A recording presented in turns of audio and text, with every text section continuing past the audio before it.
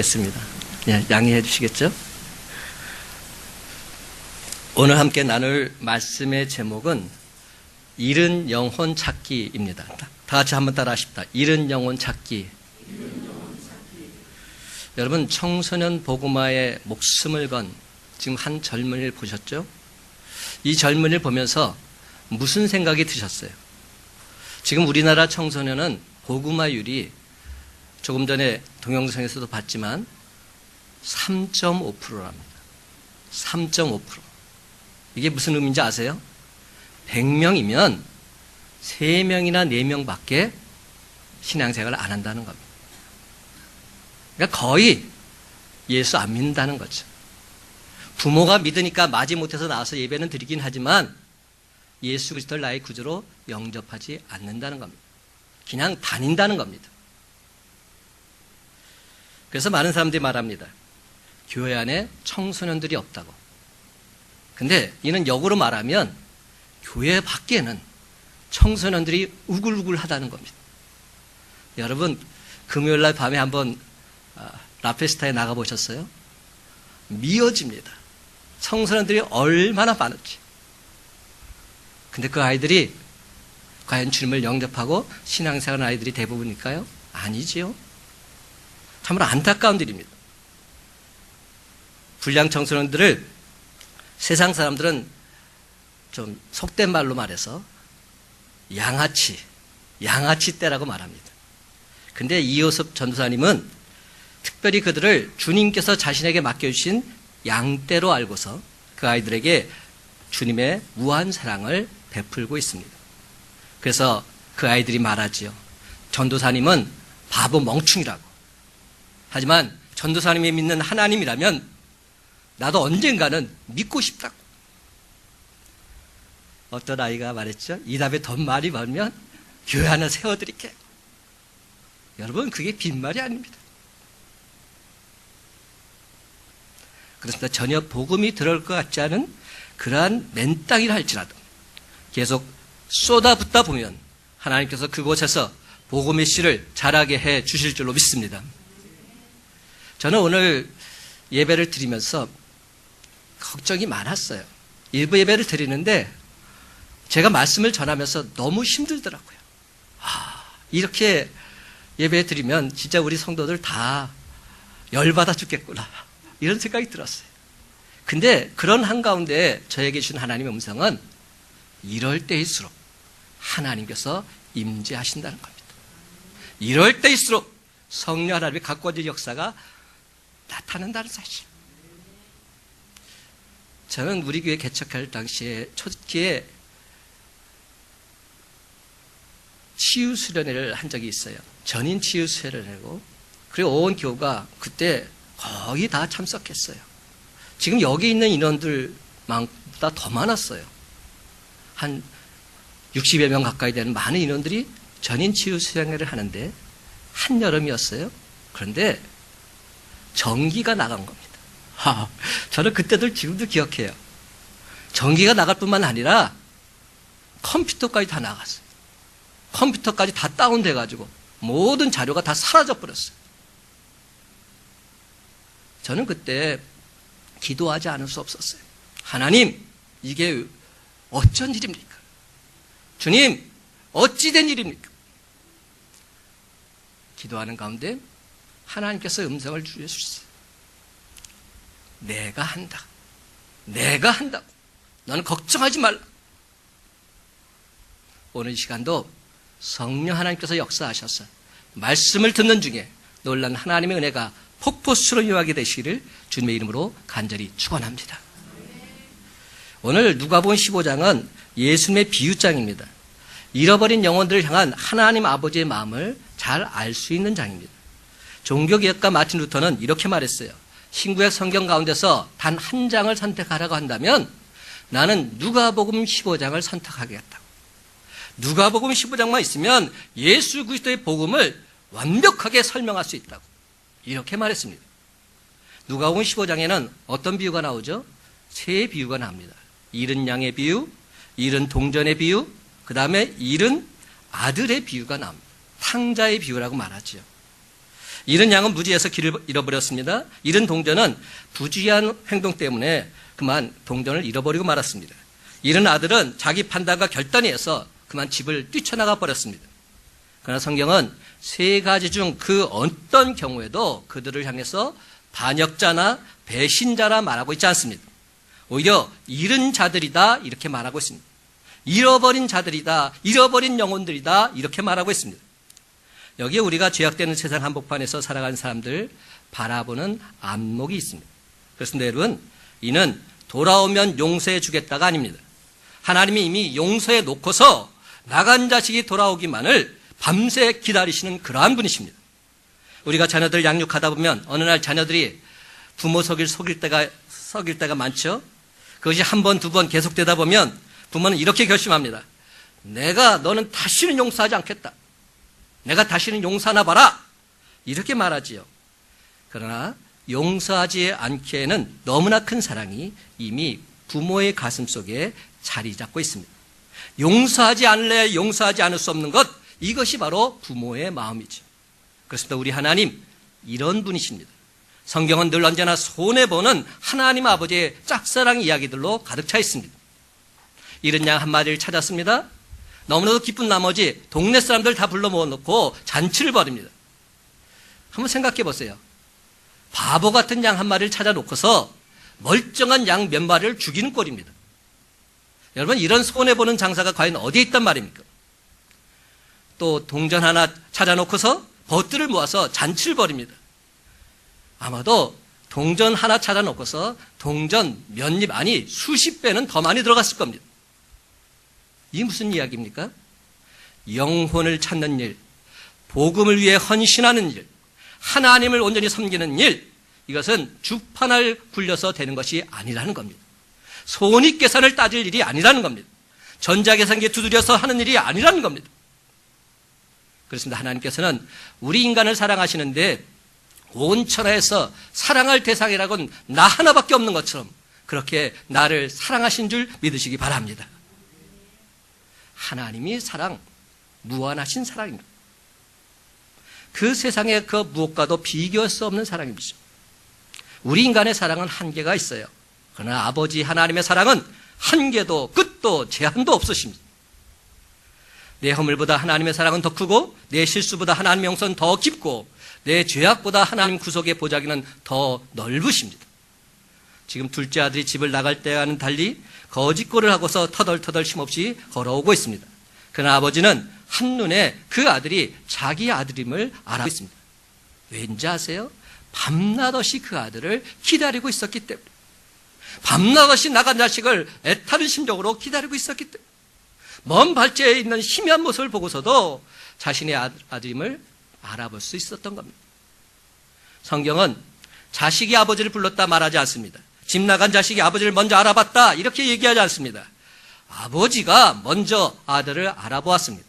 아버지가 그 아들을 먼저 불렀습니다. 내 아들아! 그렇습니다, 여러분. 아버지의 자비하신 눈이 아들의 회개하는 눈보다 빠르다는 사실 기억하시기 바랍니다. 아버지의 용서하는 가슴이 달려오는 아들의 발걸음보다 더 빠르다는 사실 명심하시기 바랍니다. 아버지는 모든 것을 다 보고 계셨습니다. 아들이 실패와 고통으로 지새우는 수많은 밤 아버지 눈은 다 보고 계셨습니다. 거리에서 술에 취해 비틀거리면서 방황하던 아들, 아버지의 눈은 계속 뒤쫓고 계셨습니다. 아들이 돼지우리에 앉아서 자기 신세를 한탄하면서 절망 속에 빠져있는 그 모습 아버지는 다 보고 계셨습니다. 돌아가야지? 아니야, 돌아가다 아버지가 용서하지 않을 거야. 망설이는 그 모습 아버지는 쭉 지켜보고 계셨습니다. 충혈된 눈과 굶주린 창자 안타까운 마음으로 지켜보고 계셨습니다. 여러분, 이 사랑은 인류 전체를 향한 사랑이 아니라 우리 한 사람 한 사람 각자를 향한 아버지의 사랑입니다. 나를 향한 하나님 아버지의 사랑입니다. 그런데 여러분, 잃은 양, 잃은 동전, 잃은 아들, 이 비유 바로 앞에 제가 지난번에도 말씀드린 기억이 나는데 정관사 더가 붙어있다는 사실 여러분 아십니까?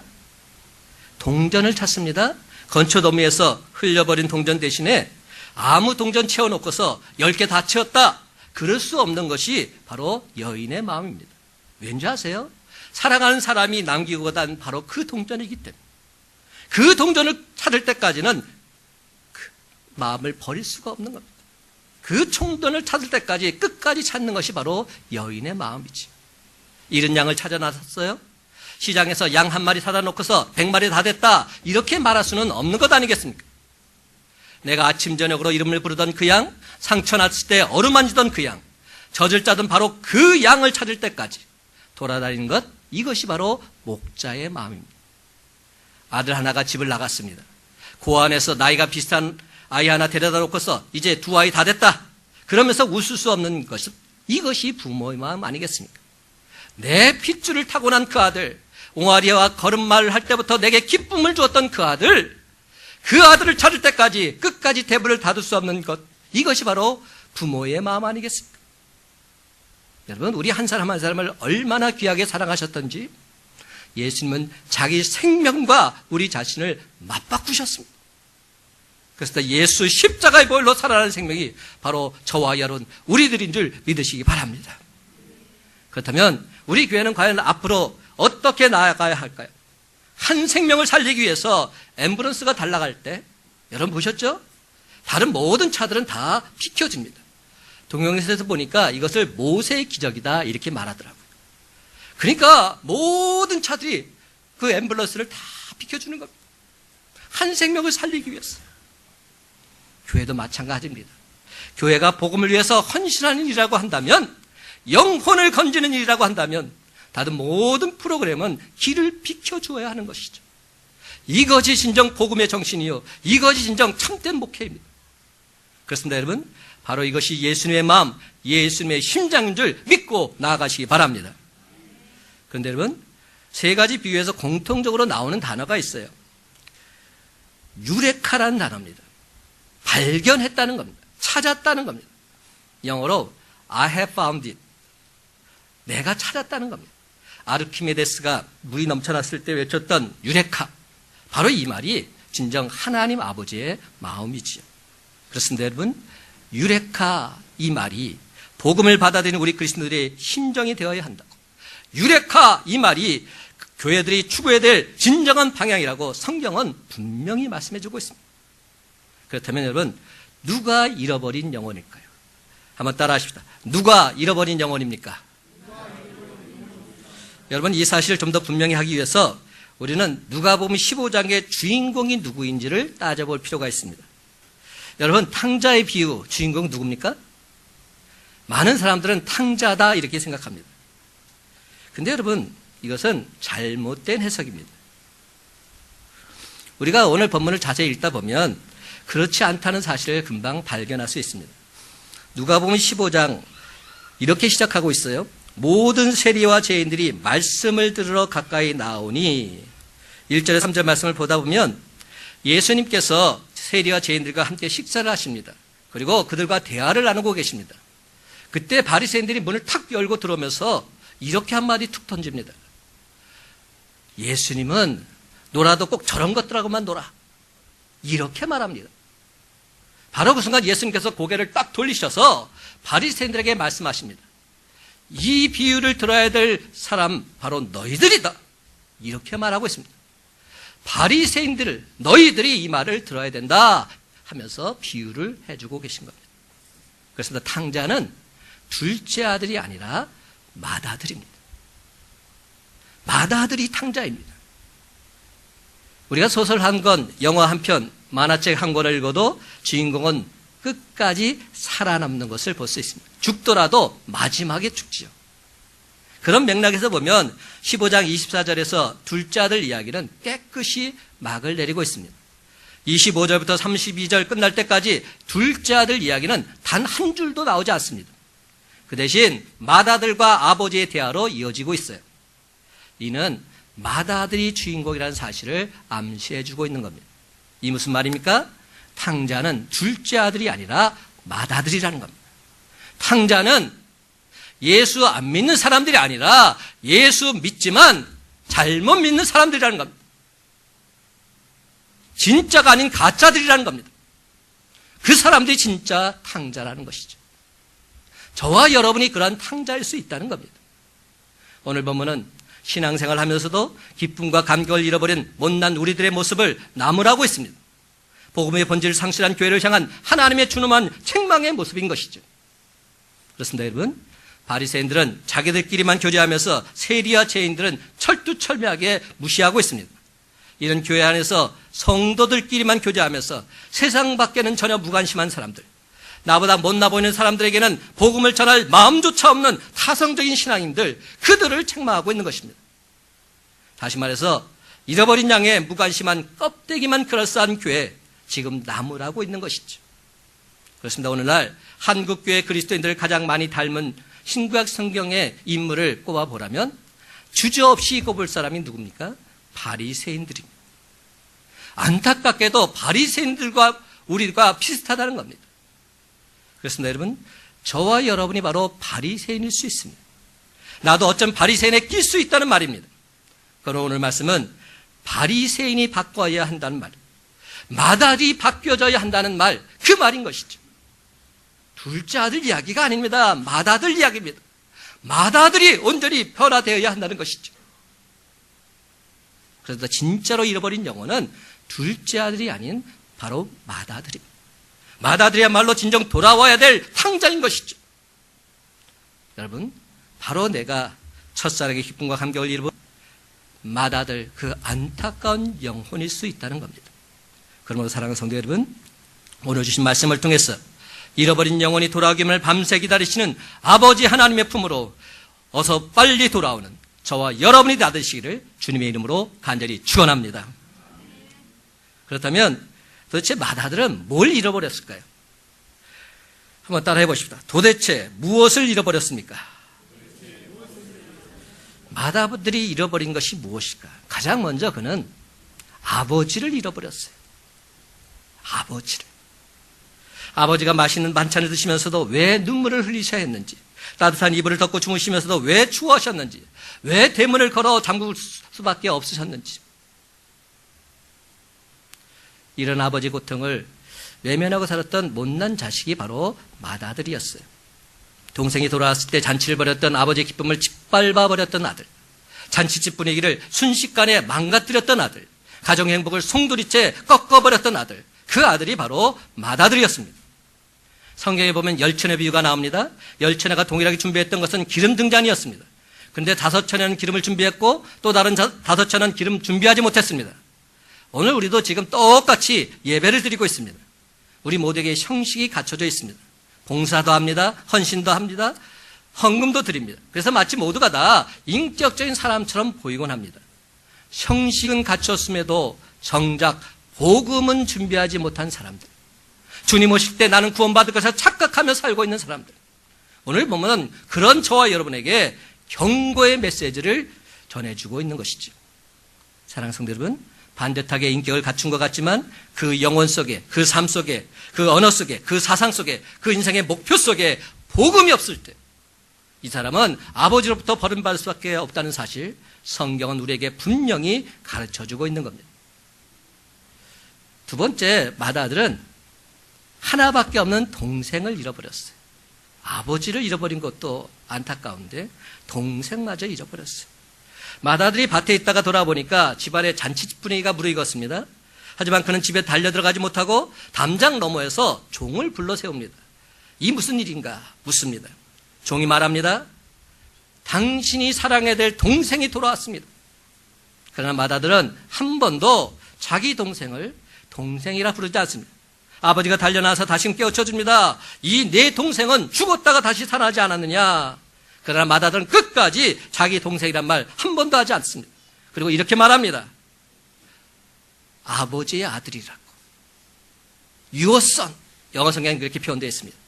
당신 아들이라 부르고 있습니다. 나하고는 상관없다는 겁니다. 단 한 번도 내 동생이라는 생각은 하고 있지 않은 겁니다. 맏아들은 자기 동생을 신랄하게 비난하기를 창기와 함께 아버지의 재산을 다 날려버린 못된 아들이라 혹평하고 있습니다. 여러분, 설사 그것이 사실이라 할지라도 어찌 그 어두운 면만을 과장해서 비난할 수 있단 말입니다. 그렇다면 여러분, 겉으로 성실해 보였던 맏아들 왜 이렇게까지 되었을까요? 이는 그가 주님의 참사랑을 잃어버렸기 때문입니다. 아니, 어찌 보면 그는 주님의 참상이 뭔지 알지도 못했던 것 같습니다. 그러다 보니까 그에게 있어서 하나밖에 없는 동생은 사랑해야 될 대상이 아니라 미워할 대상이 되고 말았던 것이죠. 세 번째, 맏아들은 하나님께서 주신 사명, 아버지가 준 사명을 잃어버렸습니다. 그는 아버지에게 대들면서 내가 여러 해 아버지를 섬겨서 명을 어긴 일이 없거늘 왜 나한테 이렇게 하십니까? 이렇게 대듭니다. 그렇다면 여러분, 과연 이 맏아들 아버지의 명을 어긴 적이 없을까요? 신구약 성경에 보면 하나님 아버지의 명령은 두 가지로 요약이 됩니다. 하나는 하나님 사랑, 또 다른 하나는 이웃 사랑입니다. 아버지는 맏아들에게 날이면 날마다 이렇게 말했어요. 얘야, 네 동생 좀 찾아봐라. 네 동생 지금 어디서 무슨 곳을 하고 있는지 한번 좀 찾아봐라. 너 하나밖에 없는 동생 아니니? 그러나 성경에 보면 맏아들은 한 번도 동생을 찾아 나섰다는 이야기가 없습니다. 동생이 돌아왔습니다. 그때 아버지가 맏아들에게 뭐라 말했을까? 돌아온 내 동생 좀 사랑해주면 안 되겠니? 내 동생 따뜻하게 맞아주면 안 되겠니? 그러나 이런 사랑을 베푼 모습 찾아볼 수 없습니다. 다만 그는 아버지가 아침에 일어나라고 하면 일어나고 씨를 뿌리라고 하면 씨를 뿌리고 추수하라고 하면 추수했습니다. 그래서 맏아들은 아버지의 명을 어긴 적이 없다, 이렇게 자신 있게 대답하고 있는지도 모릅니다. 이는 하나님의 말씀을 어기고 있음에도 불구하고, 하나님을 사랑하고 이웃을 사랑하는 이 말씀 지키지 못하고 있음에도 불구하고, 주일이 되면 교회에 와서 예배드린다는 이 한 가지 사실로 모든 것을 다 위안 삼고 살아가고 있는 우리의 모습일 수 있다는 겁니다. 교회에 나와서 예배드린 이 한 가지 사실로 모든 것을 다 퉁치는 그러한 모습인 것이죠. 교회에서 열심히 봉사하고 헌신하고 충성했던 사실 하나로 아버지의 명령을 어긴 적이 없다, 자신만만하게 이야기하는 우리 그리스도인들의 모습일 수 있다는 겁니다. 그런데 여러분, 저와 여러분이야말로 진정 아버지의 품을 떠나 있지는 않습니다. 우리가 따뜻하게 품어야 될 그 누군가를 모른 채 하고 그렇게 살아가고 있지는 않습니까? 아니, 여러분 스스로가 잃어버리고서 그냥 그렇게 살아가고 있는 모습은 아닙니까? 사랑하는 성도 여러분, 오늘 시간 우리 주님을 처음 만났을 때 그 첫사랑을 다시금 온전히 회복하시기 바랍니다. 말씀과 기도, 예배와 찬양을 통해서 우리 주님을 인격적으로 만나시기 바랍니다.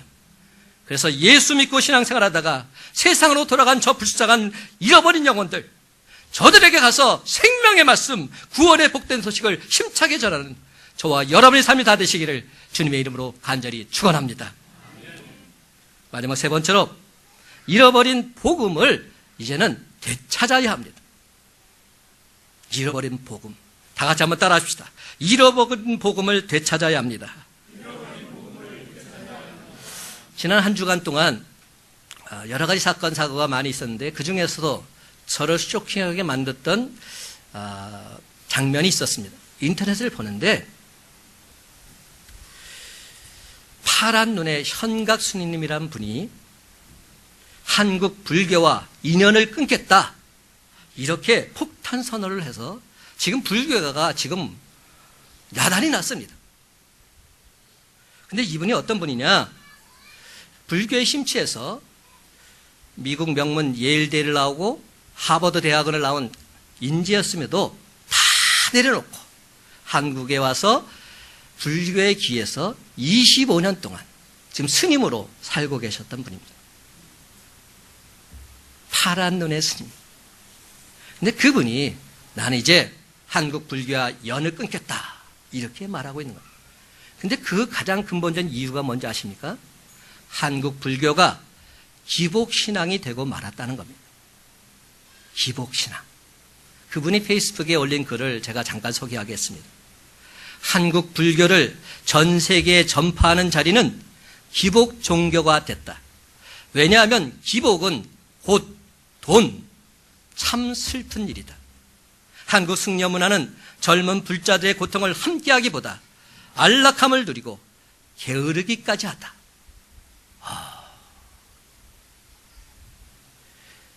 돈과 얽혀 있어서 버리지 못하는 기복신앙. 여러분, 이것이 비단 불교계의 문제입니까? 우리 기독교계의 문제는 아닙니까? 기복신앙. 이것이 우리 기독교에서 가장 문제가 아닙니까? 예수 믿으면 복 받는다. 이것이 기독교의 가장 큰 화두가 되고 있지는 않습니까? 근데 더 안타까운 사실은 여기 보면 스님들도 어떤 삶을 살고 있냐는 것이 나와요. 안락함을 누리고 게으르기까지 하다. 스님들이라면 우리가 알고 있는 것은 돌을 닦는 분들 아닙니까? 고통 속에서 모든 것을 인내하면서 감내하면서 살아가는 자들이 스님이다 우리는 생각하죠. 근데 안락을 누리며 살고 있다는 거예요.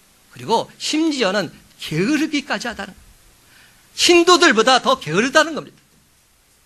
그러니 더 이상 한국 불교는 더 이상 인연을 맺을 수 없다는 겁니다. 근데 여러분, 이것이 바로 불교계의 문제가 아니라 우리 기독교의 문제가 아닙니까? 한국 교계의 문제가 바로 이렇지 않습니까? 목회자들이, 아니 예수 믿는 자들이 안락함을 누리고 또한 게으르기까지 한 모습, 이 모습이 우리들의 모습이 아닙니까? 랄프 네이버 목사님의 등대지기라는 글을 보게 되면 어느 바닷가에 등대를 밝히는 등대지기가 있었습니다. 등대를 밝히기 위해서 매일 일정량의 기름이 배달이 됩니다. 그런데 어느 날 그 마을에 있는 한 집의 외아들이 큰 병에 걸려서 수술을 해야 되는데 돈이 없는 겁니다. 부모는 등대지에게 달려와서 기름 좀 팔아서 수술비 좀 대달라고. 그거 조금만 팔면 되지 않겠느냐고 간절히 부탁합니다. 너무나도 간절히 애원하기 때문에 도무지 거절할 수 없었습니다. 그러다가 어떤 때는 대학 등록금을 마련하지 못한 아들을 가진 집에 또한 밥을 먹지 못한 어느 할머니 양식을 사주기 위해서 기름을 조금씩 팔아나갔습니다. 기름이 다 떨어져서 마침내 등대를 밝힐 수 없게 된 어느 날 밤 마을의 장정들이 고기잡이를 나갔다 돌아오고 있었지요. 그런데 등대를 탔지 못한 사람들은 칠흑같이 어두운 바다 한가운데서 방황하다가 그만 암초에 걸려 죽고 말았습니다. 기름이 없기에 불을 밝힐 수 없었기 때문이지요. 교회에는 분명한 우선순위가 있습니다.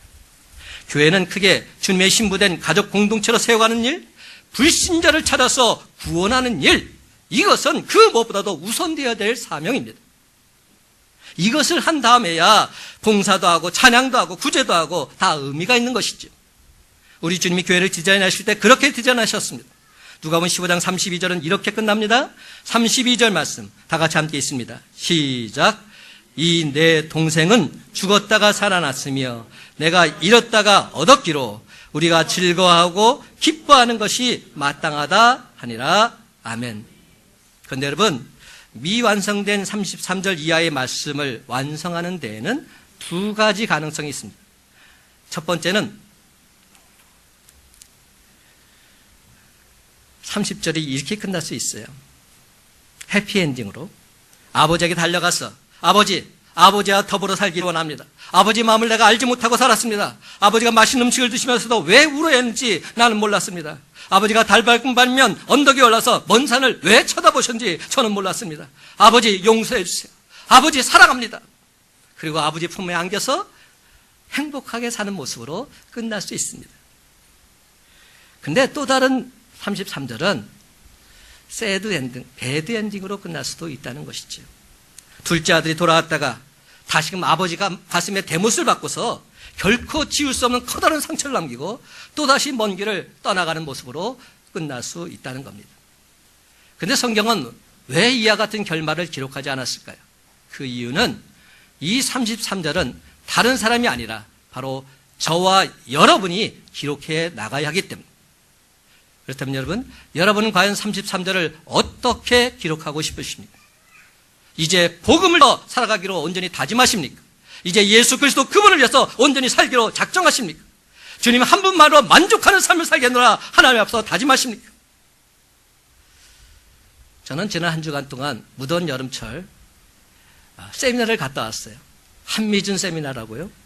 한국 미래를 준비하는 모임의 세미나입니다. 한국 기독교 미래가 이래서는 안 되겠다는 겁니다. 거기서 저는 분명한 도전을 받았습니다. 그 세미나의 구호는 이겁니다. 잃어버린 복음을 찾아서 이제 다시 광야로, 잃어버린 복음을 회복해서 이제 다시 광야로 나가자. 이것이었습니다. 저는 세미나 기간 내내 잃어버린 복음을 다시금 회복시켜달라고, 이제 다시 광야로 나가서 잃어버린 영혼들을 향한 하나님의 가슴앓이를 느끼는 참된 목자가 되게 해달라고 기도하고 또 기도했습니다. 내가 사건 목자가 되기를 원치 않는다고, 진정 참된 구원의 목자가 되기를 원한다고 기도하며 또 기도했습니다. 사랑하는 성도 여러분, 오늘 시간 예배를 통해서 내가 먼저 복음이신 예수님 온전히 만나는 저와 여러분 되시길 간절히 바랍니다. 내가 먼저 잃어버린 복음을 온전히 회복하는 믿음의 용사들로 세워지기를 간절히 바랍니다. 그리고는 이제 다시 광야로 힘차게 나가서 예수 그리스도 그분을 힘써 선포하며 증거하는 우리의 모습이 되기를 간절히 소망합니다. 그렇습니다, 여러분. 말씀에 온전히 순종해서 참된 목자이신 예수님께 집중하며 사십시오. 그렇습니다. 우리 주님을 만나서 잃어버린 복음을 다시 온전히 회복할 때 비록 광야 같은 저 세상을 할지라도 주님이 함께 하실진데 영혼 구원의 열매가 주렁주렁 맺혀지게 될 줄로 믿습니다. 이제 말씀을 맺습니다. 사랑하는 성도 여러분, 오늘 이 시간 이제 이후로 나간 자식 돌아오기만을 간절히 기다리는 아버지 심정으로 또다시 잃어버린 영혼을 찾아 나서는 저와 여러분의 복된 삶이 다 되시기를 예수님의 이름으로 간절히 축원합니다. 기도하십시다.